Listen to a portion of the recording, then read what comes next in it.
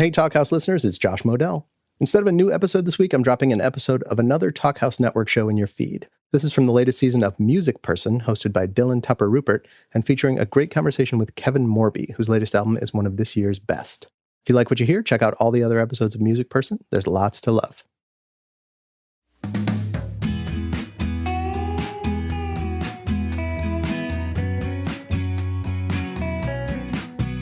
Hey, welcome to Music Person. This is a podcast about the music life and the people who are living it. I'm Dylan Tupper Rupert, and my guest today is Kevin Morby. To be alone in the middle of Middle America,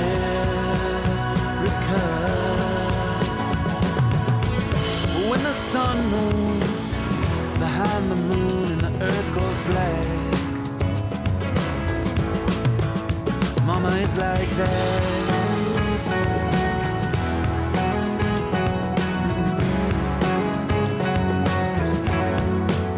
Mama is like that.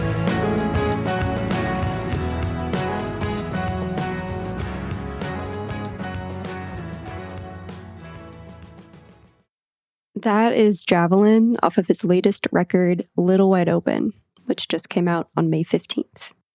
You know Kevin Morby, right? I mean, yeah, he's like pretty popular, but also just feels like in the scene he's friends with literally everybody. So I kind of just assume everyone knows Kevin Morby.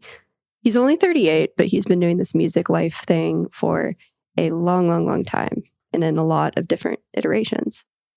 He grew up in Kansas City, Missouri, which, as you may know, is part of my lore. It's where I was born, and it is a place very near and dear to my heart.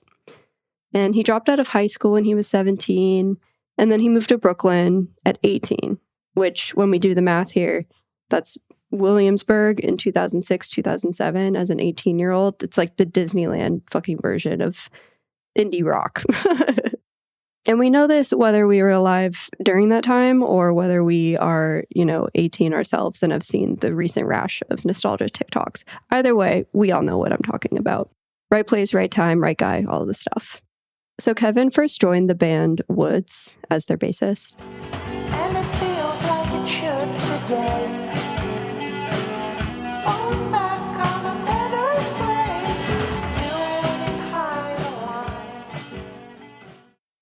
And then, alongside Cassie Ramone of Vivian Girls, formed the Babies. And every breath I take is like a heart attack. And every inch I move, the dial is at my back. It's gonna mess me around. Then Kevin moved to Los Angeles, and he made his debut as a solo artist with the 2013 album Harlem River. In my pearl and my diamond shoes, I've climbed a cloud, now I stole the moon, Harlem River. And he's released 8 solo albums in the 13 years since. So like I said, I mean, Kevin's like such a friendly and collaborative guy. It's like when I think of Kevin Morby, I also think of his friends and his collaborators. I think of King Tuff and Hand Habits and Woods and White Fence, Vivian Girls, all those bands that were in the extended universe of Kevin's own personal music scene, which was built between his stints in the early 2000s, living in New York City, then followed by his LA chapter of the early 2010s. And then in the most literal way, for his life to manifest and to split the difference, he has spent the last several years pretty settled down, right smack dab in between the two poles in Kansas City, Missouri. It's his hometown where he returned to buy a house, and he set up a recording studio, which he called Little Los Angeles. And he started to build a music life there. Kevin and Katie Crutchfield, aka Waxahatchee, got together, and it was during this chapter of both of their lives in which they each made several records that were pretty big leaps for them as they sort of graduated out of their scrappy road dog DIY eras that each had been grinding in during their teens and their 20s, and into something more like this Americana indie rock legacy building type path. And now it's time for a new chapter for Kevin. It's no longer indie rock breaking news or anything, but Kevin and his partner Katie are expecting their first child, yay, and they also got a place in Los Angeles, which is no small feat. And they'll split their time between LA and KC. But you know me, Or maybe you don't. Maybe you've never heard this before. But me, I'm very curious about place and life on the show Music Person.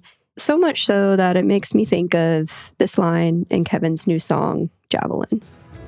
Remember when they asked us, baby, just how it felt to be alone in the middle of Middle America?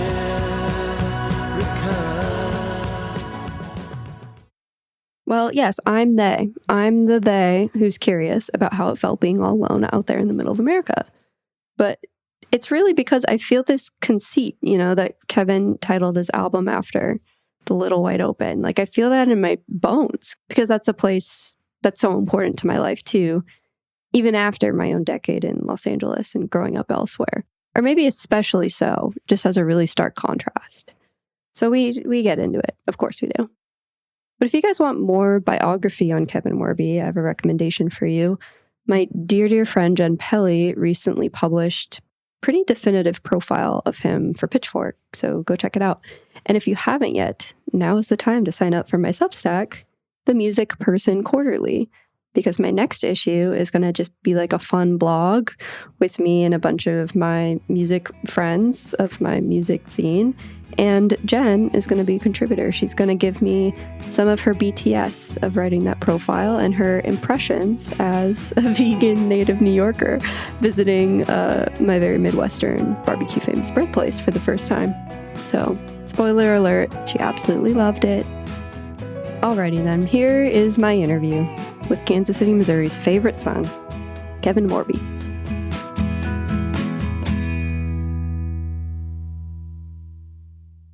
Okay, Kevin Morby, or as some in the business call you, K-Morbs. K-Morbs, yes. Some do call me that. What does your life look like right now? Wow, great question. My life right now feels a little bit calm before the storm because I'm getting ready to put out this record, and I've been living in LA for the past 5 or 6 months, which has been really nice and sort of hilariously, stereotypically Los Angelino, where I've been swimming laps and going on nice walks with my friends and ignoring the fact that winter's taking place everywhere else. But I'm getting ready to leave. My time is coming to an end because my girlfriend and I, Katie and I, split our time between here and Kansas City. So there's so much that I feel like I am personally equipped to ask you about. Yes. As we share a birthplace. Yep. And I wasn't born in Kansas City, but I was raised there. Oh, I see. I was randomly born in Texas. I was randomly born in Lubbock, but we're only there for 3 months. Oh my God, why don't you milk that more? You're like, I'm born in I Lubbock. know. It's funny having the Texas birthplace. It's on my Wikipedia, So there are people, I think, especially with European people, they'll really run with it and be like, Texan songwriter. And I'm like, oh, that's so funny. Because it's on your Wikipedia. Because it's on my Wikipedia. Because technically, I guess, yeah, I was born in Texas.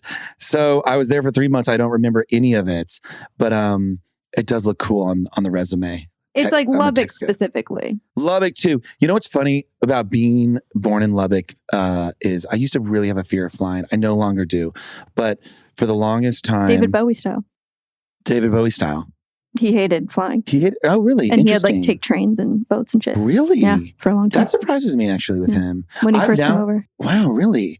That same, Kate Bush was the same way. She there's something about Kate Bush where she flew to New York and never been on a plane before, flew here in the 80s and hated it so much. She's like, I'll play the show and fly back. And then she's never taken a flight since. And never been back to America because she's like, I won't fucking do it. Fuck a plane.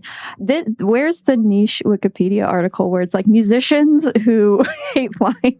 There needs to be a book for sure. It's funny because I used to be scared about, for all the reasons you get scared about flying, but I think flying is such a miracle.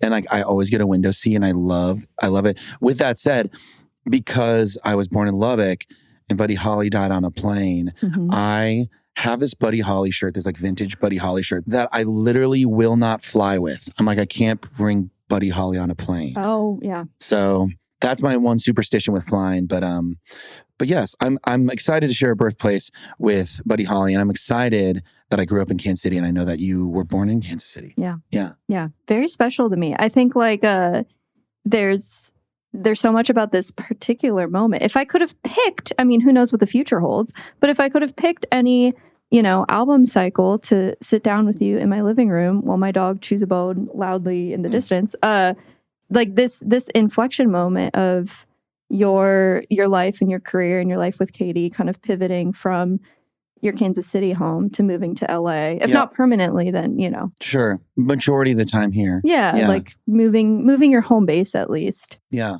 It's such, I think also for the broader themes that I end up exploring on my show that are just like come up instinctively because I am such a like sense of place person and the things that I find, I get really drawn to narratives about how place and context filter through like songwriting. Yeah.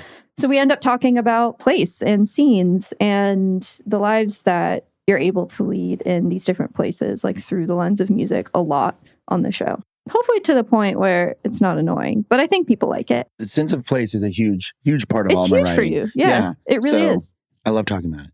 So is this Kansas City, Missouri trilogy, is this accurate? It's like I think it's Sundowner, like, This Is a Photograph, Little White Open. Yeah, I think there's like the word we used was like unintentional trilogy, just because Sundowner, which is now 3 records ago, was very much like I had entered back into the Midwest. I moved away from the Midwest when I was 18, really ready to get out of there. And then sort of without meaning to moved back, I guess in like 2017 when I was like in my late 20s and kind of like, oh my God, I think I live here again, And the album that came out of that was Sundowner, like what it's like to sort of move back to the middle. Don't underestimate Midwest American sun. Try as you might, but you will not outrun the burn. And then this is a photograph I wrote during the pandemic. And I wrote a lot of it in Memphis, and that felt very much like I'm going even deeper into middle America, and going to kind of like the soul of the country, which I believe to be Memphis. If you go down to Memphis, please don't go swimming in the Mississippi River. It's like the root chakra of America, and like Kansas City's like the like throat chakra. Totally. I love that's really funny. Yeah. And it really just felt like, oh man, I'm really like digging into like the meat of the country here. And then with this, it felt like, oh wow, I think I'm now writing a record that's kind of like my exit from my life as I know it in Middle America. And like I still have a lot of ties there and still spend part of my year there. But things have certainly shifted. Like I was saying before we turn on the microphones, like Katie and I have been out here for the past like 5 or 6 months, and we're getting ready to go back for a few months. But for now, life is very different. And this, it feels like, oh wow, this is the third of this sort of like Middle American experiment of mine. Mm-hmm. Mm-hmm. I think also too, like, I mean, you moved back to Kansas City in like 2017, or at least you bought a house there. Yeah. I bought a house there actually in 2015, and then had a tenant in there. And then when he moved out of there, I was like, I'm going to go back and kind of tend to the house while no one's in there. And I was in between places here in LA. And I went back there and then started dating Katie, who lived in Philly. So it was easy for her to come visit me in Kansas City. And I was like, oh, I think I live here now. I always joke, like at some point I saw like 8 pairs of Katie's shoes and I was like, did Katie move in? And then it was like, I think with the two of us touring all the time and it being in the middle of the country and it's so easy to get anywhere from there. It's such a great pivot.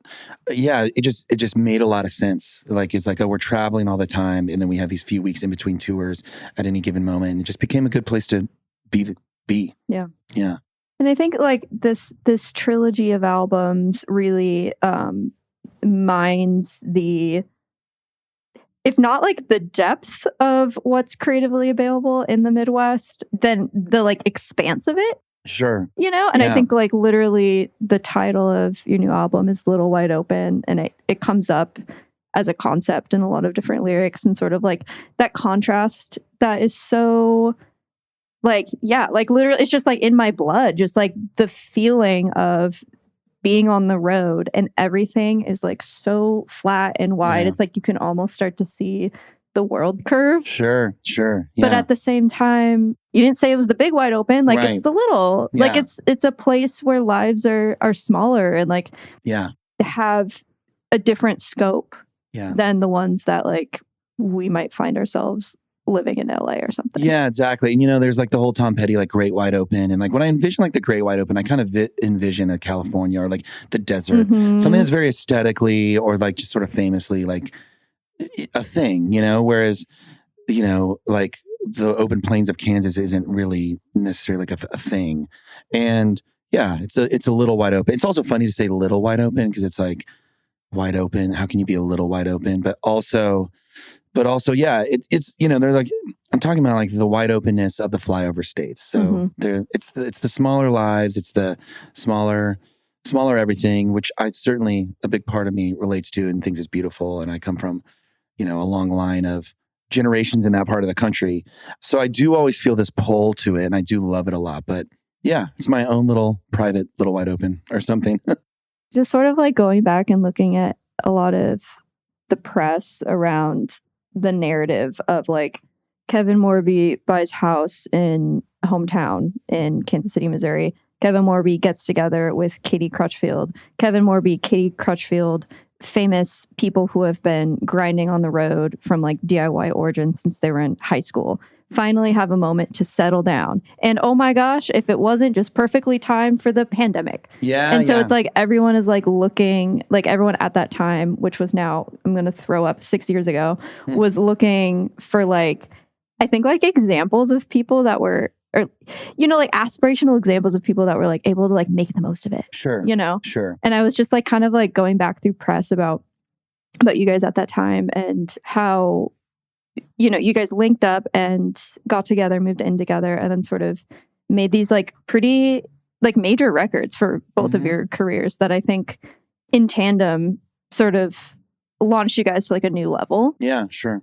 And it's so interesting coming out of that period now to see you guys, come back to LA or spend more time here, being in different places in your life, and also kind of like maybe coming out of a little bit of a hibernating sort of self-protective creative bubble that was really generative for you. Is that kind of how it's feeling? Like you're breaking out? Definitely. And that's a good way of putting it. What's funny about the pandemic or in 2020 is we were actually looking at places in LA and I was getting ready to like sign a lease on a place. And because at that point we've been living in the Midwest for like 2 or 3 years and it felt like, okay, we got to split our time, our community and the bulk of our friends are in LA, New York. So we need to do that. But then the pandemic hit and I've never been so grateful or enjoyed the Midwest as much as I did through that whole thing. Obviously it was a very insane time and we were watching the world burn from our little corner of the Midwest, but it felt just so solid out there. Like I was so grateful to just be in a place that felt sturdy and solid and there was space and, life felt affordable and just all these things, all these sort of like beautiful fruits of the Midwest we got to really enjoy in this way. Like we have this big garden in our backyard that we're cooking out of, like, during that time, just stuff that I never thought I'd be able to do.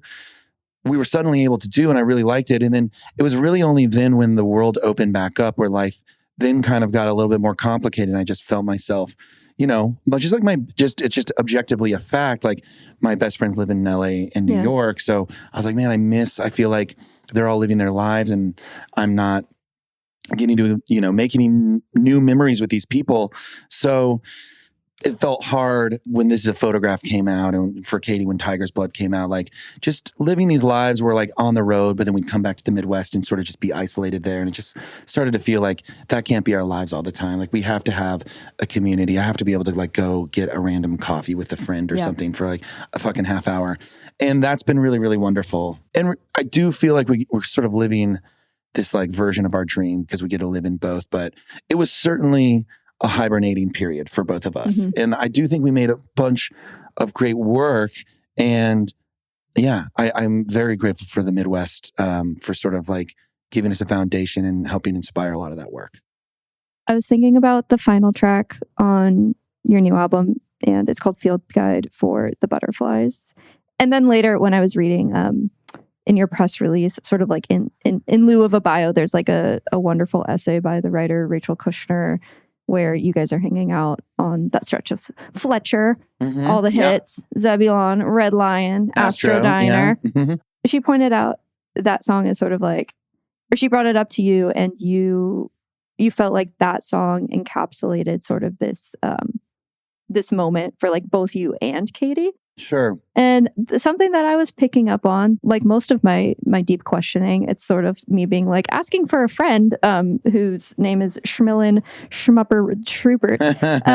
It's like, I feel like that song, the way that it hit me was, especially like the way that it's sequenced at the end of the album, is something like you coming back to like sort of being someone, both you and Katie, being people that were just absolutely like grinding on the road in this really DIY way, and then perhaps in a way that maybe had a lot of whiplash feeling to it, moved into this much slower Midwestern suburban pace of life, and then you're sort of like coming back out of it. And sort of, this is the thing that I think is so interesting. I think we have, I'm just thinking of people we know in common that have also made these like big swings from like really full, fast paced, overwhelming creative lives to like a smaller, more rural or suburban or small town existence. Yeah, like Olivia, like my best friend Olivia, and you guys are both Aries, so I see a lot. That's funny. That's interesting. But it's sort of like these case studies in my life where I really feel like I identify with both these sides of like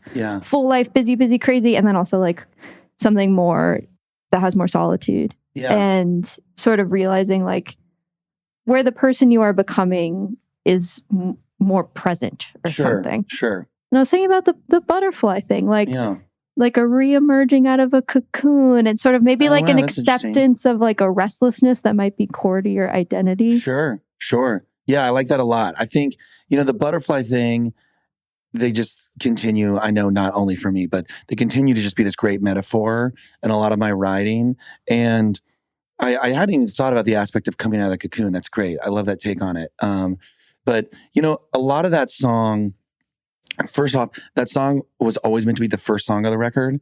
But then, I don't know, somewhere in the process, we decided to make it the last song, and that felt correct. But that was like this song for me that kind of like led the charge in a lot of ways for this record, where I don't know, it sort of says everything that the whole album's trying to say in one song, which is why I think it now fits at the end. But the whole butterfly thing, I was on this solo drive like through Arkansas down like I-49, and there's all these butterflies that I kept crossing the highway and I kept hitting, and I felt so bad. Yeah. You know what I mean? And I know it's like... Oh, I did that. I drove to the desert once during the monarch migration. Oh, no. It was a fucking nightmare. Oh, no. It's like a bloodbath. Massacre. It's a massacre, and you feel... You're just driving as slow as you can on a highway. It's like, you're like, either you're going to die or they're going to die. Yeah, totally. But with the butterfly thing, I don't know. I think butterflies are such an amazing metaphor for artists in general. You know what I mean? But especially in this moment, like, because there's so much on this record about my adult life as being a touring musician, and sort of like just always being on a highway in pursuit of this sort of musical dream and career. And I don't know, these butterflies like trying to cross the highway, but then getting killed while they were doing so. It just seemed, I don't know, like this sort of, it sounds cheesy to like break it down, but this sort of like beautiful metaphorical existence or something. But yeah, I don't know. There is an element to like, wow, Katie and I are certainly breaking out of our cocoon of the Midwest, and I can't believe that we're back in LA, but it's great. It's wonderful. And, there's so many, you go through so many different like phases and seasons of lives in your life. And like, I'm staring down the barrel of 40. I'll be 38 this year. So I'm only 2 years away from 40, which blows my fucking mind. And this, I don't know, when we were in the Midwest in the thick of the pandemic and all of that, and we have this like comfortable life and this comfortable home, I was still, I wonder if we will actually stay here forever. But I'm glad that we're switching it up. Life is people and life is variety. So I think, who knows if we'll be here or Kansas City for forever. And yeah, I love change.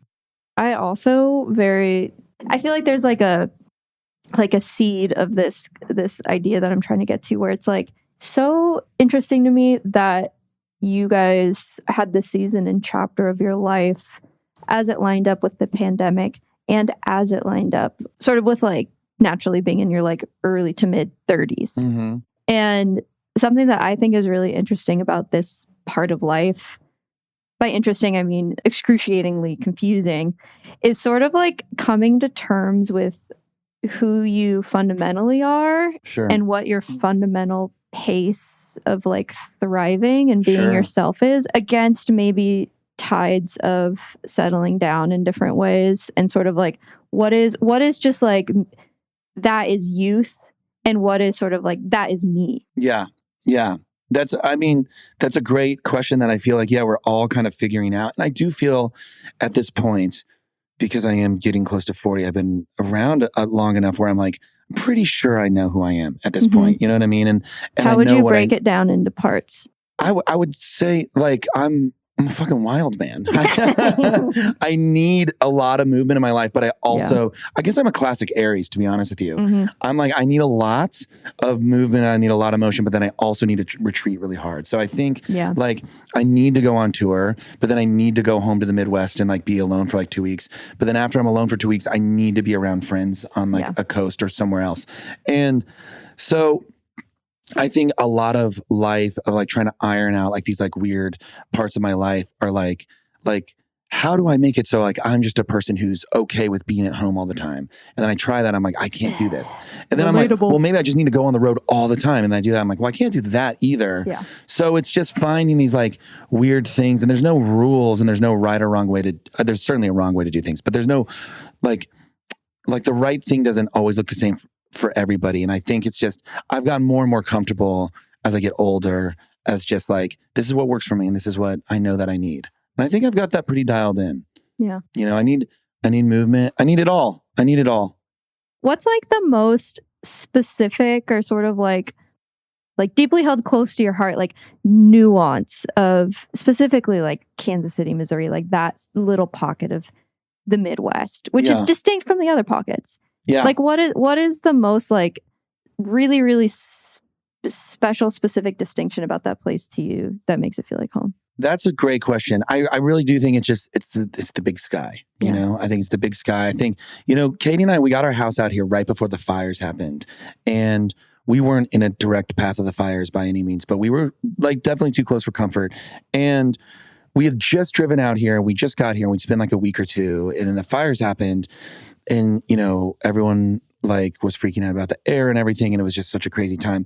So it was this wild experience where we just driven out here and we were like, I think we just have to drive back, you know? Yeah. And we had like, in all fairness, it's like that in that week, in that moment, that sounds so outlandish, but that really probably seemed like for putting myself back into that mindset, I'm like, that sounds rational. Yeah. Within that mindset. It was absolutely fucking batshit crazy. It was so crazy. And the wind was just so insane. And like, you know, all that toxic ash was coming down. And, you know, we lived close enough to the fires where we were like, we got to get out of here. And so we just found ourselves randomly just doing this drive back. We just done this long drive and we're so excited to be out here. And we're like, let's just go back.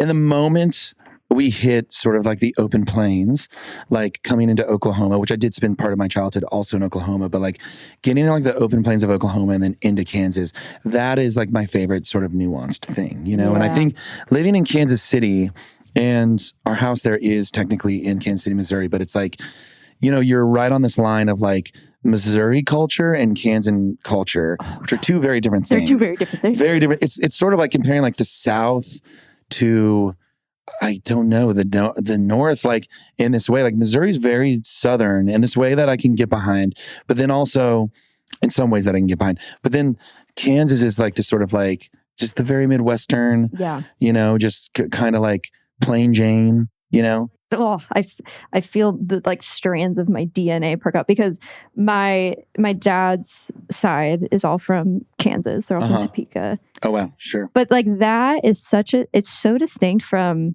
my Kansas City, Missouri family, my mom's side. And you know, it's like the difference between like Mizzou and KU. But to me, I might not even keep this in the podcast because it might be derogatory. But I feel like I can say it because I'm also from there. But I felt like if you're gonna really boil it down to like like a really like low level stereotype, I was like, Kansas is rednecks, but Missouri's hillbillies. That's really funny. Yeah, sure. I mean, I think that fits. Yeah, that's good. Respectably with love. That's great. I mean, the difference between like the Ozarks.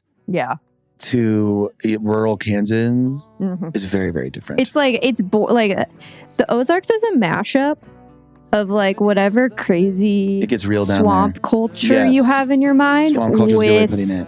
Like Midwestern party culture. Yeah, Yes, I it grew is up wild. going. Did you go? I'm sure you Going grew to up- Ozarks? Oh, yeah. Oh, yeah. I still go.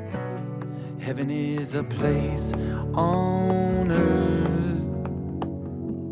Welcome to the Midwest. It's time for a quick break, and then we'll be right back. Here's Badlands off of Kevin Morby's latest record, Little Wide Open. Sirens stop harmonizing.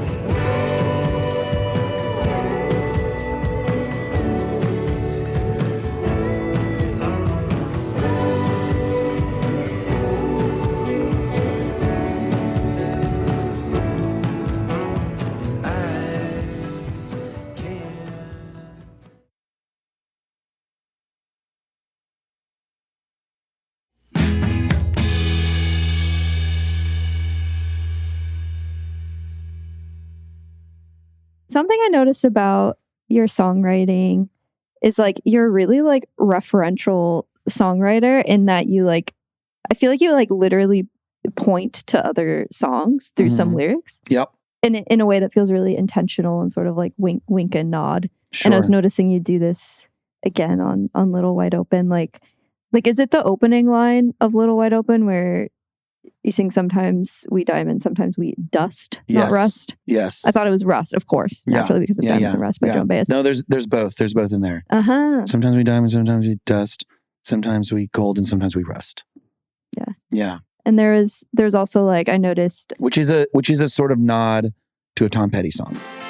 Some days are diamond, some days are rust. and not the Joan Baez Diamonds and Rust. No. I don't know that song. I'm actually like You don't know it. We both know what memories can bring. They bring diamonds and rust. It's the one about Bob Dylan. It's like no, her I don't. I know breakup track. nothing about her. Oh my god, Yeah. this is mind blowing. I know her story, but I don't know any of but her like her music really. music. Yeah. It's like her famous sort of indictment of Okay. being entangled with Bob Dylan. What's it called? Diamonds and Rust. Oh, what? No, yeah, it's not Yeah. from that. That's funny. Oh my god, but it's like It's sort really of funny. ethered. But also it's like, wait, which Tom Petty song? The Walls. Some days are diamonds, some days are rocks. But it's so just kind of. I think that was in my head sort of when I was writing it. Oh my god. Yeah. That's so cool. And then also sort of it's like building a little like pantheon of the sort of like capital A American songwriters, you know? But it's Yeah, like the totally. in Die Young, you tucked in a little David Berman reference there with Let Our Songs Build Rooms in Time. Yeah. Yeah, which comes out of that the Great Purple Mountains lyric, which I think is like maybe one of the best lyrics ever written. Yeah. Which is like, what does he say? He says, songs build little rooms in time, and housed within the song's design is a ghost the host has left behind. Left behind to greet and sweep the guest inside, stoke the fire and sing his line. Unreal. So yeah, that's definitely like a little nod to Berman. I say, let our songs build rooms in time. Yeah. Yeah. Which I just love thinking of songs just having renting these little rooms in the air or something. Yeah. But yeah, that's definitely a nod to Brown. It's That's like- cool you picked that up. I love that line so much. It's obviously one of a million that just sort of like run through my consciousness, like on a constant, like a news ticker. It's just like my consciousness is like main event unfolding and then a little ticker of constant David Berman lyrics at all times. He's one of those people that like once you read his book of poetry or listen to his albums, you're kind of fucked because you no longer see the world the same way. Yeah. You like, I just feel like since age, 15 of discovering him, I've just seen the world sort of through his lens. Yeah. Just because how he views the world is so unique and amazing. Yeah. And it's like so specific and true. Like I think just the idea of songs building rooms in time is sort of like taking the cliche of, art or music being an exercise in world building and actually like really pinning it down to like the blueprint of an architecture. It's like, we're actually making a tiny room inside of perhaps what is a bigger house. Totally, and maybe we live there with some friends and roommates. That's like the scale of his world building, is like, we're going to build a house. Yeah. Writing about writing is this like niche thing that is so difficult to do. Yeah. He certainly has done it really well. Also, like Leonard Cohen's Tower of Song, Yeah. I think is another great example of that. But it's to write about being a writer so poetically. Songwriter specifically. Totally. I always think because what is it in Tower of Song that Leonard Cohen, like he says the thing like, I can hear Hank Williams coughing, floors above me. And I hear him coughing all night long. I don't know. It's a cool little sub genre of songwriting. Lucinda Williams guests on a track. It's lovely. I did this interview yesterday with a magazine in Britain, and the guy was like, "Man, putting Lucinda Williams on a song makes it so no one can not like the song or something." He was like, "Good move." He's like, "Good move doing that because now everyone's gonna have to love that song." And I was like, "That's really funny." Did she write that verse? She did not write that verse. I wrote that verse, and that I've met her a few times, and she's gotten closer with Katie over the years, and she's so amazing. And like I was like a casual fan before I started dating Katie, and then it's like Katie's like North Star. That's like her number one. Mm-hmm. And so I really became a fan like through Katie. But she's obviously the GOAT, she's so incredible. And I was like, when I was writing that song, Natural Disaster, I was thinking a lot about Street Hassle by Lou Reed. Such an amazing song. Because I was thinking about like songs that kind of like play out like in these different scenes as if they're a play or something. And in Street Hassle, Bruce Springsteen has like a speaking moment. They're tramps like us. We were born to pay. Right. Which is this sort of uncredited, like Springsteen, they couldn't like talk about that he was on the track because of legality thing or something. This brings tears to my eyes. Just like thinking about that song and that just Street Hassle to me, just like, oh, it's unbelievable. It's unfucking believable. That was such an important album to me when I, like the last couple of years, probably like the last year I was living in San Francisco, which was the year that Lou Reed died. Oh, wow. And I just have such a visceral memory of literally packing up my San Francisco apartment in the Mission and feeling like I was moving back to Seattle, and Seattle's chaotic in its own way, but I think we can all agree nowhere's as chaotic as fucking San Francisco. Sure. And I was like listening to Street Hassle, just like whatever side of the record Street Hassle is on. And I just felt like I was like, for better or for worse, like leaving this universe behind, like this sort of like this connective tissue between like 70s and 80s New York that Lou Reed was writing about that just was like so viscerally present as a spiritual force in San Francisco. Especially for a city like San Francisco. Yeah, right? It's very parallel to New York, I think. Yeah. There's like a similar grit. A similar edge, a similar, I mean, LA has its own flavor of psychosis. The Midwest has its own flavor. But there's San Francisco, it's all street level, It's so, it's everyone's so out on the street externalized. Together. Yeah, for sure. Yeah, I mean, he's the greatest. And in that song, I didn't know for the longest time that was Springsteen. He's kind of just tucked in there.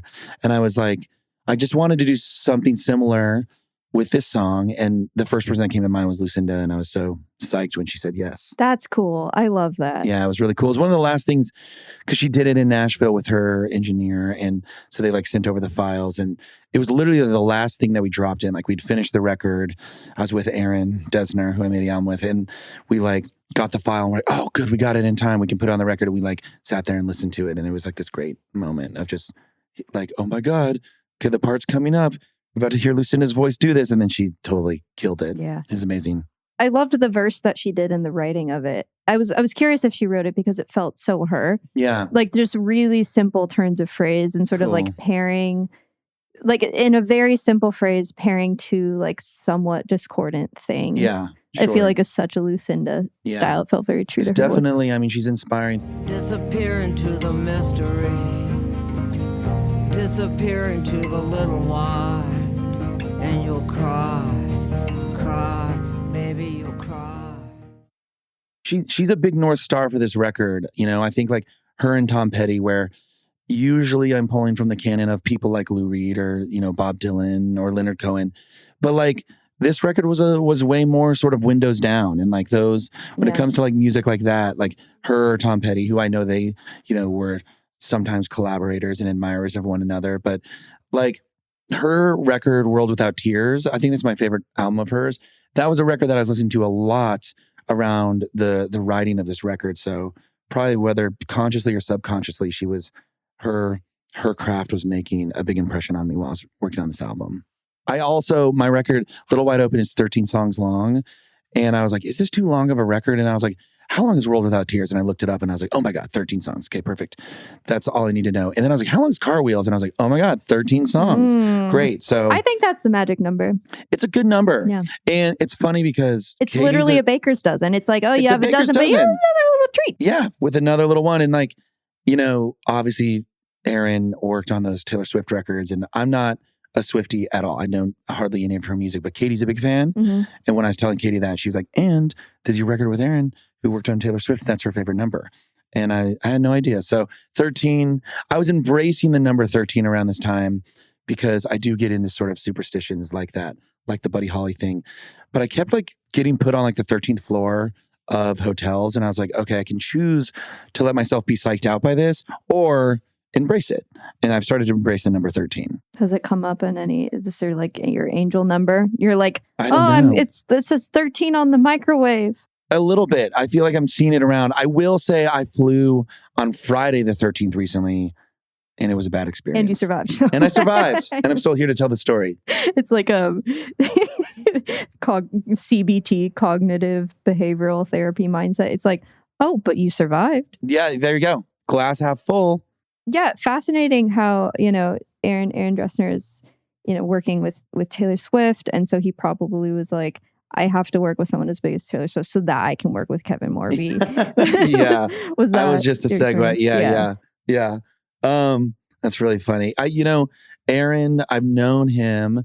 I probably met him in like 2018 or something. Mm-hmm. So I watched all that stuff happen to his career as a producer, which, you couldn't ignore. It was just so huge and felt like this really amazing thing because he's such a great guy. And I really enjoyed being his friend. Like when I met him in 2018, we had this brief interaction where through friends, we all went out to eat in New York one night and it was really fun.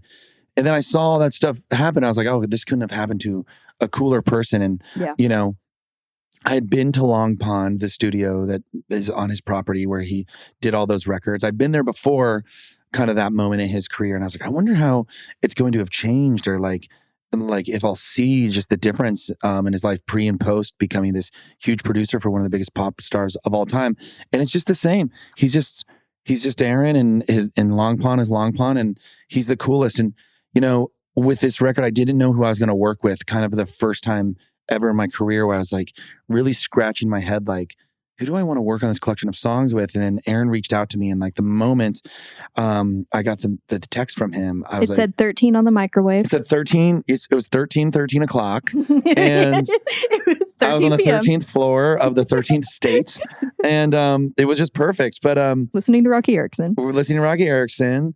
And I was like, oh my God, Aaron, that would be a perfect person to make this album with. And it was such a wonderful experience. And I'm so glad that we've just gotten to be good friends through this whole process. He's the best. Yeah. Like I feel like before like the BC, like before like Taylor Swift producer folklore era, it's like you guys kind of had a pretty similar I guess like onboarding experience in indie rock. It's like I think of like indie rock as like classes in the way, I don't mean like socioeconomic classes though, you could make a map of that, but I'm thinking like classes like class of 08, class of 09, like right. But in 4 or 5 year batches. Totally. And like thinking like, because the National have been a band for forever. And they were really grinding it for so long. And when I was living in New York, I lived there from like 2006 to like 2013. And like, they were certainly this band that felt like a half generation before like the bands that I was in. But it was like, just one of those bands that felt like, even sometimes the good guys win, like with those guys getting more and more successful. And those are guys who've played every, they play like Madison Square Garden now, but they played like every venue leading up to that point, over the span of their long career. They didn't skip any steps. And then, I think the thing with Taylor Swift and then, Ed Sheeran and like now all these other huge artists working with Aaron, I love that sort of thing because it's like Aaron's just like an indie rock kid from Ohio. And I just love knowing that Taylor Swift was a fan of the National. And she was like, who produces your records? Oh, the guitar player, Aaron. Like, I want to work with, whoever gets these sounds. And I just think it's all way more connected than we all think, and I've been around long enough where it's like you can see something crossing over. And I think even now in today's landscape, it happens more than ever with stuff like TikTok and stuff. And of course, there's downfalls to Spotify playlisting or things like that. But what's cool about it is that you can kind of be anyone and something will get sucked up into like the zeitgeist. And there's kind of no rules, Yeah. And I just think that's really cool. And everyone kind of has a chance. It's neat. Yeah. So yeah, I feel like the National is sort of like seen as this like bastion of like what it means to have longevity in like a certain kind of like independent music or rock music. And I kind of think that people now in our universe also look to you and Katie, both individually and as like a couple, as a unit, also as sort of exemplary or just examples of people that have found or sort of like built paths of longevity in music. Yeah. I'm thinking about the song Die Young too, which I think speaks pretty directly to that concept. Yeah. And just like having like seen you in the Babies, like in Oakland, like a million years ago, like at a small club and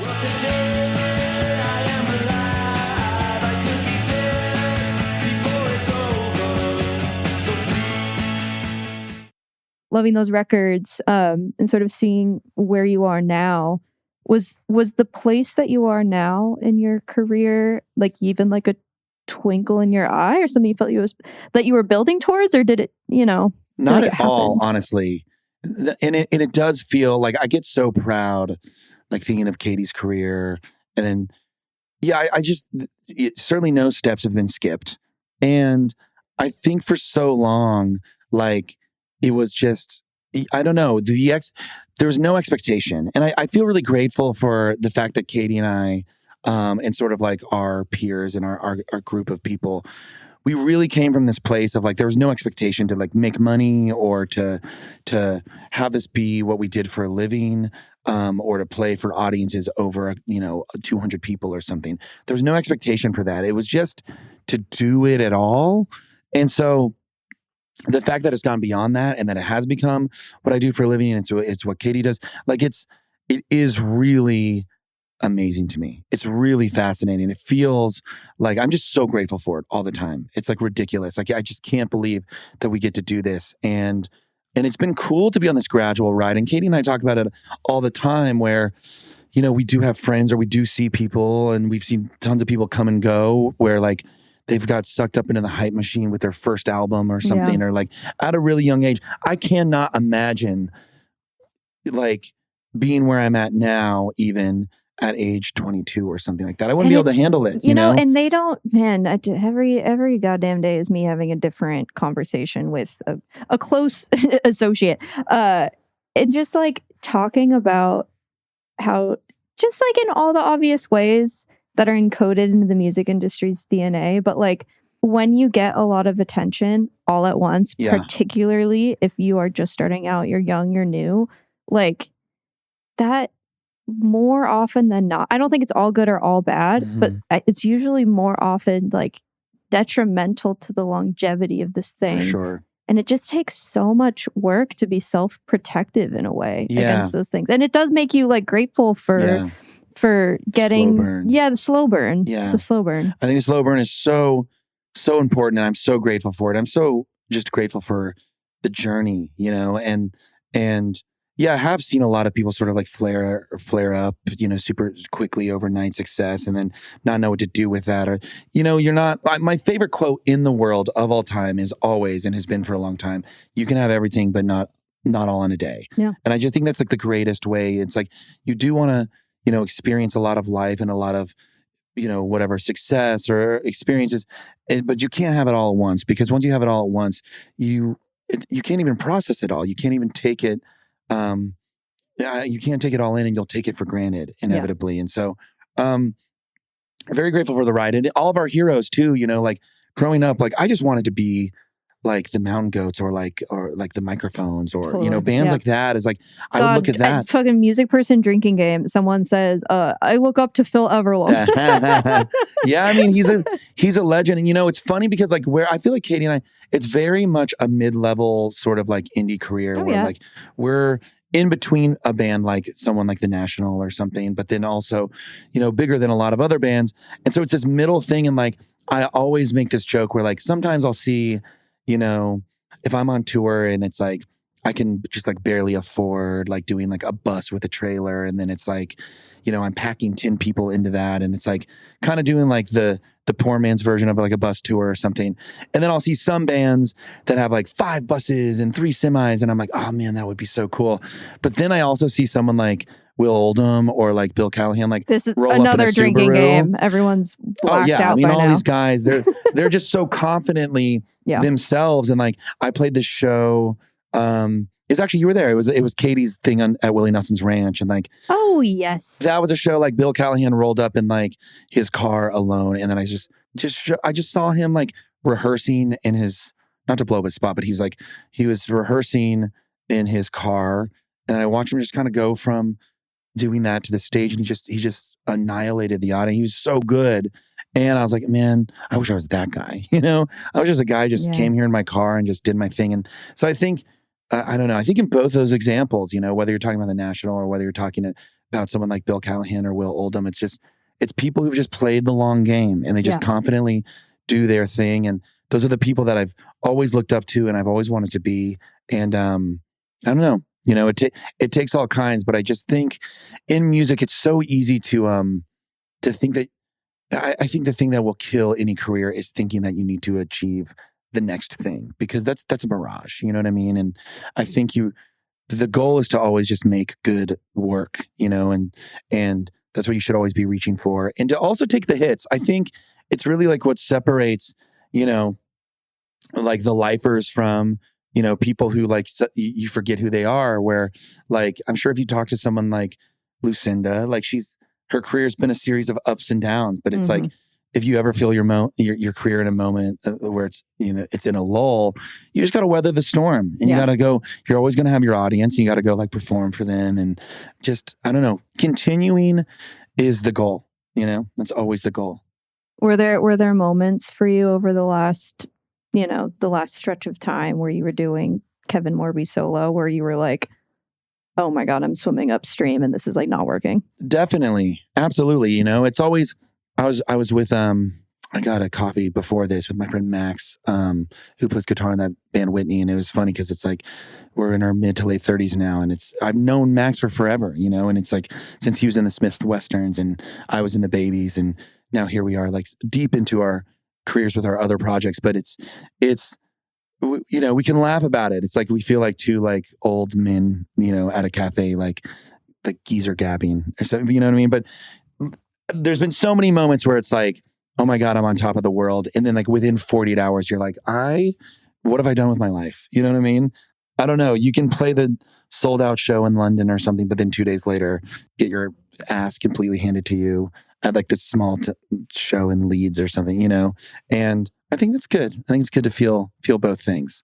It is good. And it's also like it's a healthy reminder to remember, like, we're all just like downwind from macro trends and like structurings and constant restructurings of like the marketplace, that whether you like it or not, you're a part of. Totally. That it's like to personalize that is tough and not advisable. Yeah. And, it's, you gotta do these little songs and dances for, I feel like my rule of thumb is like every like 2 years, for instance, algorithm or whatever used to be in place of the algorithm before it existed and was so dominant with what we do, like just like marketing structures, album release cycles, the way that things were discovered and marketed, like those things change. Maybe if they used to change at a clip of like every 5 years, there'd be some newfangled one. Sure. Now it's like every 1 to 2 years. Totally. And I feel like, believe me, buddy, I'm sure you get this too, where everyone's like, you got to make this little snippet, this thing.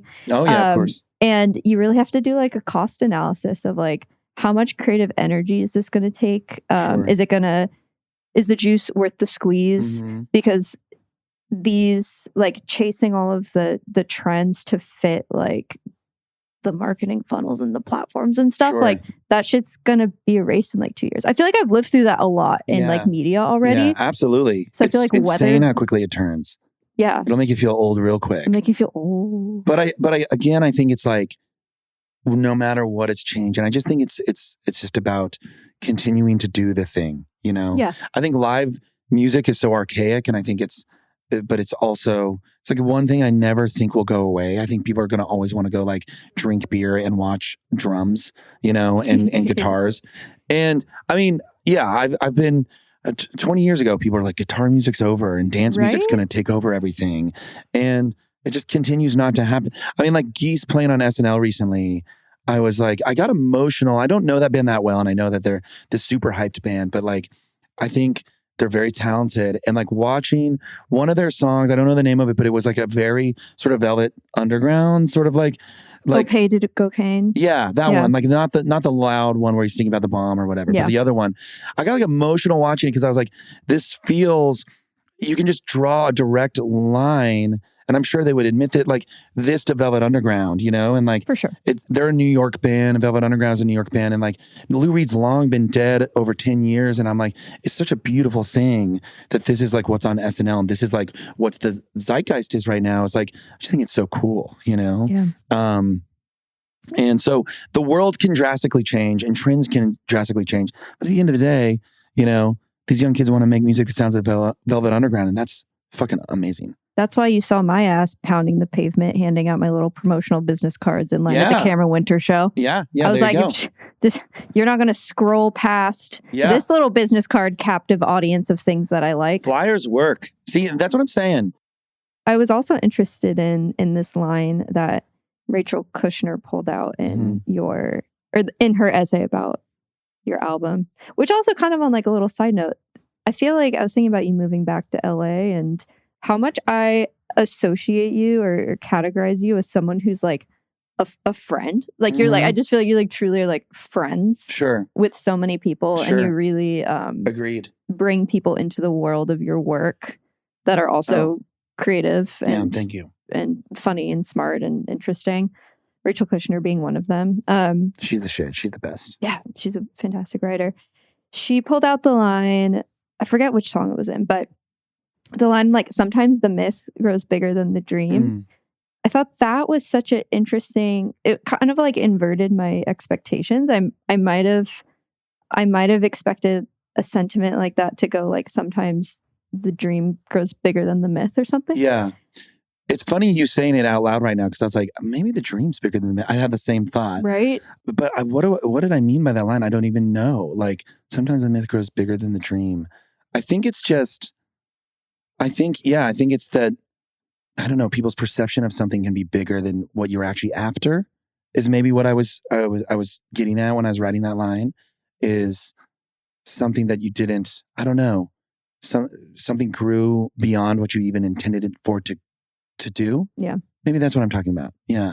I mean, in the way that I filter things, which is like, I just love music mythology and like literally traffic in it. I've made documentaries about it and stuff.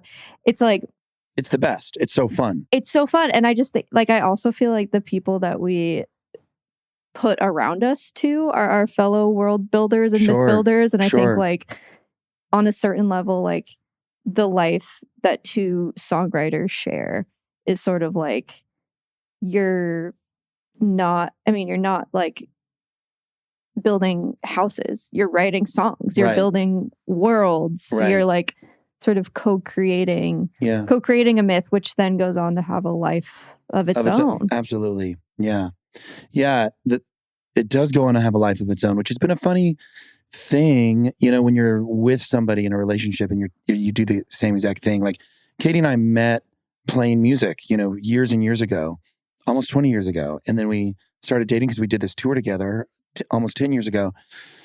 And music had so much to do with our lives in the beginning of our relationship. But as we go on, I think we intentionally have to separate the two more, just for like the health of our relationship, you know, just because there's a lot on us, as you know, in this public consciousness of indie rock, of like who we are, and but I think more and more we're like, we have to set aside time to just not be Waxahatchee and Kevin Morby, but just Kevin and Katie, who are in this relationship with each other.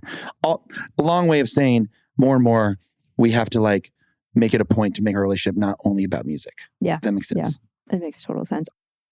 Of course, Katie had a huge hit with Right Back to It with MJ Lenderman, which is just instant classic. Also, that just was like, sort of when you were talking about Geese on SNL as a cultural moment where it's sort of like, our guys are winning. I was thinking about, was it Rob Schnaff, the Elliott Smith's producer, and so many others. He has the studio down the road. He was talking about Elliott Smith going on the Oscars. Dude, the Oscars. I was thinking about that the other day. And he literally was like, it was like watching someone be like, our guys are winning. Totally. And I felt that way too with like Right Back to It becoming something. I was like, our guys are winning. Specifically my guys. Katie really did it with that song. She really like wrote a modern like country hit. Yeah. When I went to my dad's that summer and that was on his Spotify playlist, that's when I knew. I was like, crossover. Cool. Yeah.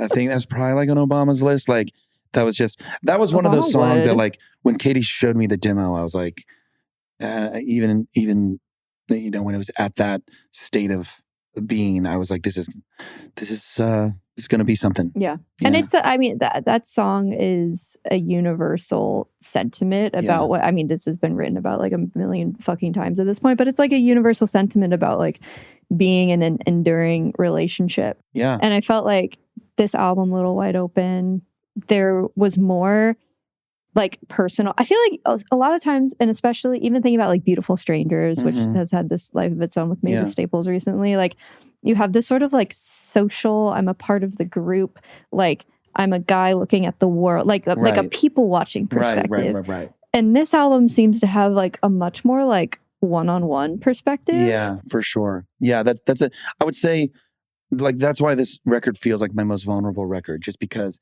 it's a lot more. I was kind of facing myself in a way that I haven't faced myself all that much in my songwriting, because a lot of it is a little bit more of a voyeuristic, looking at, old family photographs or what's happening politically. It's been way more of like my take on things rather than like my take on myself or those things like directly in front of me. Yeah. So it was sort of vulnerable record to make. Yeah. A lot of like, oh God, here comes that line. Is that weird? I'm like, but then I found like, oh, I think I'm just a little scared to do that. I haven't sang about that part of myself before. Yeah, I felt like there was like a verse towards the end of Little Wide Open, which, if I'm remembering correctly, is that the song that's 8 minutes? Yes, that's a long one. It's cool. And like kind of towards the end, it's sort of like the song maybe sheds layers as it goes on. And one of the final verses is sort of like, the way that I heard it was like, we're writing songs about each other and sort of like exposing each other and like acknowledging that sort of like reality of your life. Yeah, for sure. Yeah, that's probably like the vulnerable song, or the most vulnerable on there, at least in terms of singing about our relationship. But yeah, and in singing about the relationship, I'm singing about how we sing about each other. Exactly. Yeah. Yeah. And I certainly wouldn't categorize either of you as like confessional songwriters. Like that's really not. Yeah, Katie's really good at. She's really good at sort of cloaking. Totally. Yeah. Things. It feels both like very personal, but also like the words that she chooses are very intentionally, I feel like, to not be too personal or something. I don't know. No, she's more impressionistic. Yeah. Yeah. Our friend Caleb says, like, I have no idea what your lyrics are saying, but somehow know exactly what they mean when he's talking about Katie's music. Yeah. And I think that's a real gift. Absolutely. Yeah. Do you feel like having that sort of like living together, working alongside each other, like being so integrated in each other's lives, like, do you ever talk with one another about sort of addressing each other in song, or is it just a given? Is it like a thing where you have to like set boundaries around it or discuss? We will definitely discuss it. Like, will this make you uncomfortable if I do this? You know what I mean? So we talk about that sort of thing, and so far it's been good.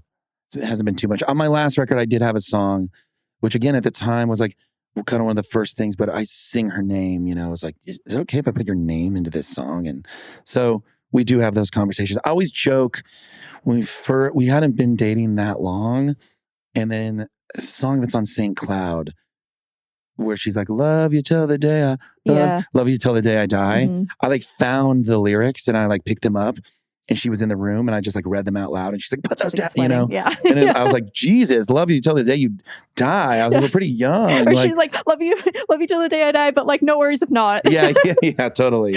But it was like this sweet sort of like one of the first times that like, is this about me? And she's like, you know, yeah.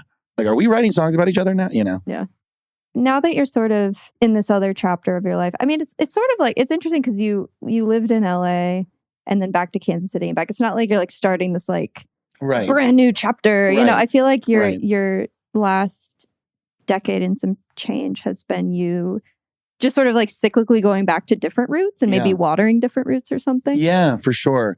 It's funny. I am at this stage now in my life where it's, I'm not like moving to a complete new place or completely starting anew. Like, I've lived in LA twice before, and I'm coming back to a place that I'm very familiar with and has always felt like a home.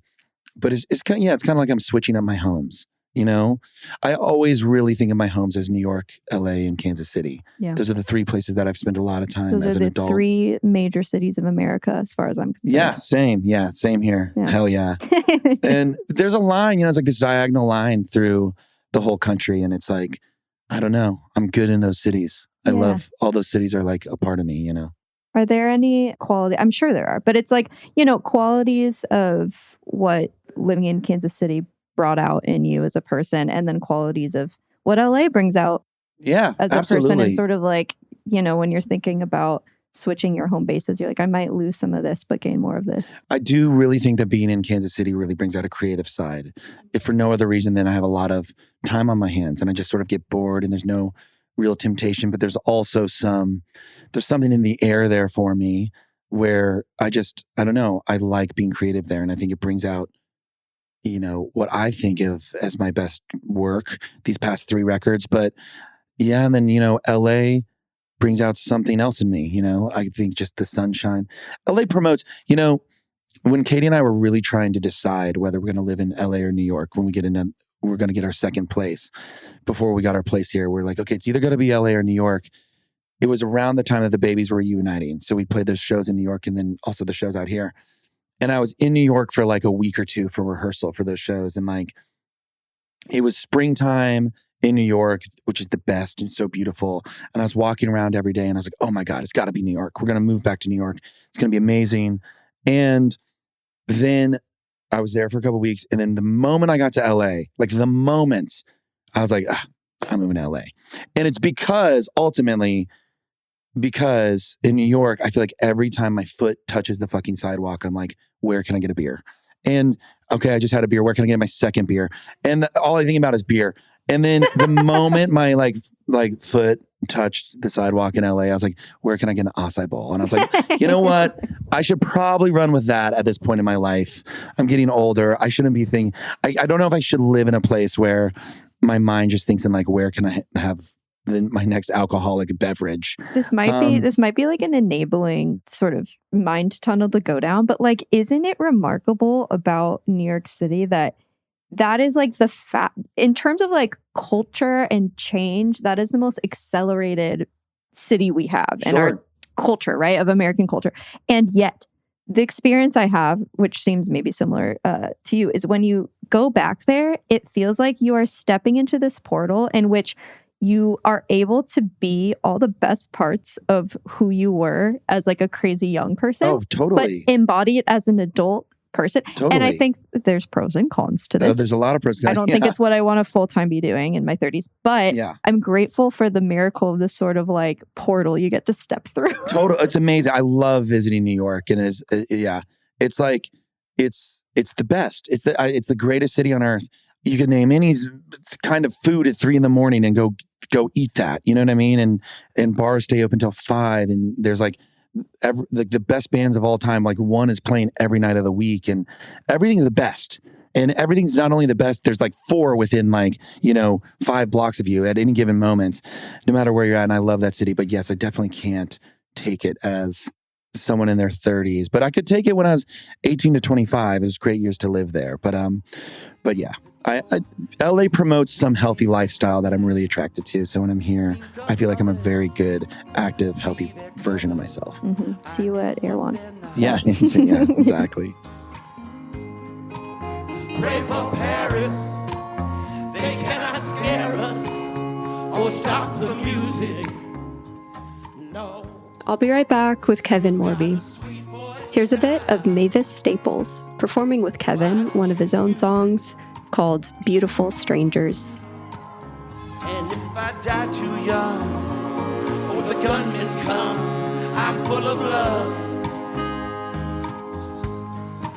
So release me, every piece of me, up above, up above.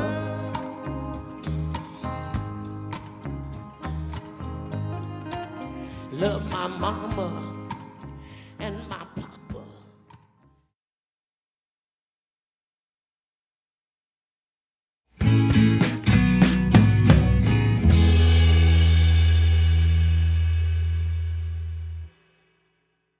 Kevin Morby, or once again, as some people in the industry say, K-Morbs, would you like to give us a letter of recommendation? Yes, my letter of recommendation. I wanted to come up with something a little bit more niche than this, but I just got to give credit where credit is due. The new, what is his, Baz Luhrmann? That's the director? Mm-hmm. His new Elvis. It's Kevin. Unbelievable. His new Elvis film. Not the one with Austin Butler, but it's like Vegas footage that he's put together. I actually just saw Rachel Kushner. Shout out Rachel. She invited me to go see it with her the other night. And we went and saw this. And just my advice, my recommendation is to go see it in the loudest, biggest theater that you can find. Well, Kevin, this might come out too late. It might not be, the I think it might still be around. It just in 2 came months? out. In 2 months? Your well, then album rent comes out it. in 2 months. Rent it and put your phone in a box and just blast the volume as loud as it can go.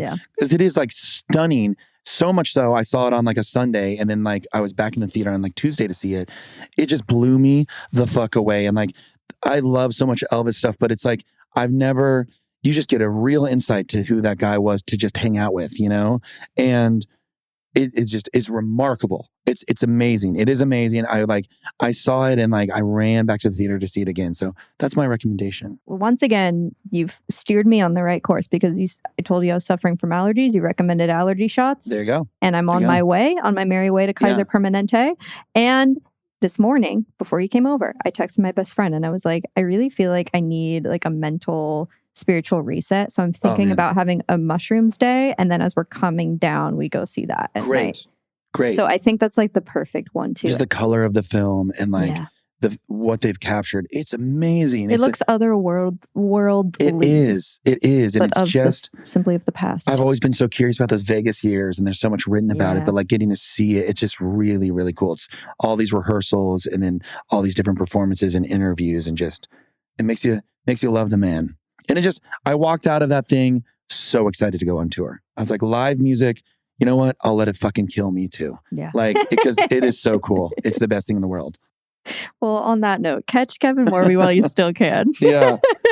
Before he goes, like, dude, you're wearing a fucking fringe jacket on this album cover. Yeah. Beautiful photo taken by friend Chantal. Shout out Chantal. I love that photo. Yeah, that photo's amazing. That photo, belongs in a museum. And I say that not because it's my album cover. I say it because Chantal took it. She's phenomenal, and she's it's truly unreal. I mean, it's just a slice of like the American like flag fringe jacket situation happening. Yeah, the Econoline, just framed by the Econoline doors, and then the field of sunflowers at dusk. It's just like these. It's like making a collage of your life and up until this point, like of like your consciousness. It's like the Midwestern, the sunflowers. The specifically very like grimy inside of a van. Yeah. And it's van doors. I'm really proud of it. I'm really proud we were able to nailed it. Capture it. Someone asked me like, this is so good. Is this AI? And I was like, fuck you. No way. Jesus Christ. No way. There's a magic 8 ball there. I feel like, can we incorporate this in the podcast? Oh yeah. Do you want to ask it a question? Should we each ask a question? Okay. I'll ask a question about you. Great. Will these allergy shots bring you some relief? Okay. Some much needed relief. That maybe you've been something that designing. doesn't have a scientific answer. I'm curious about what it's going to say. I merely hazy try again. Oh no! No, it's going to be fine. Well, actually, you know what? I'm No, it's severely saying allergic to 100%. ryegrass. It's going to completely change her life. Oh, good. I definitely know that was something that it said on one of the sides of the die of that. So there For you sure. go. It says 100% totally. Okay. So I definitely know what my question is. My question is, whenever me and Kevin Morby reschedule our rain-checked tennis match, Mhm. will I absolutely kick Kevin Morby's ass? We both know the answer to this. Oh, it was an immediate yes. There you go. There you Yes go. just floated right to the top. There you go. Yeah, you're Hell yeah. 3'5". You're going to kill me. I'm a 3'5" who's been flirting with 4-0s. There you go. You're gonna Some 4-5s. kill Here's the my thing ass. that you have this with live ball, where it's like you get, because there's no real consequence to your failure, and because Yeah. you're incentivized to rip it, Yeah. you lose strategy. Oh, totally. So it's like my I ground play strokes. way better. Oh my I god, play way better in live I play ball. like a fucking god. Yeah, me I was like too. the only girl in the advanced court, and I was like, oh And in my singles, god. I fall apart. And oh my god, my mom's 70 and 75-year-old friends I played in doubles last weekend. I was like, oh my god, they're kicking my ass, Oh, and they're wow. like 2'5". They're the best. Katie's mom, who's maybe like 60, Tracy, who I love very much, she is amazing at tennis. And she's one of these people, she told me once, she's like, your biggest threat in tennis is if you find someone with a bad knee, because like a person like that, if they have bad knees, they just learn how to put the ball wherever they want. Seriously. So they don't have to run. And that's her. This is real. And she kicks my ass. She knows how to just gas my ass. Yeah. And then she puts the ball in like the furthest corner and I can't get to it. And then she gets a point every time. And the angles, I know. Hey, There's talk about different the long, games. there's a good full circle. Talk about the long game. Mhm. Tennis. Yep, Yeah. exactly. Do you play tennis on the road?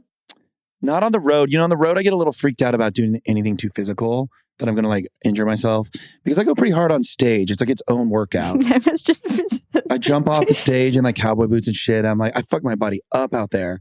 So like on days off or like all day leading up to the show, I got to kind of take it easy. I just had this like mental meld image in my head of like you being on a tennis court and accidentally like falling over or something bad happening. But then we were talking about Elvis. I just imagine you falling and going, oh, mama.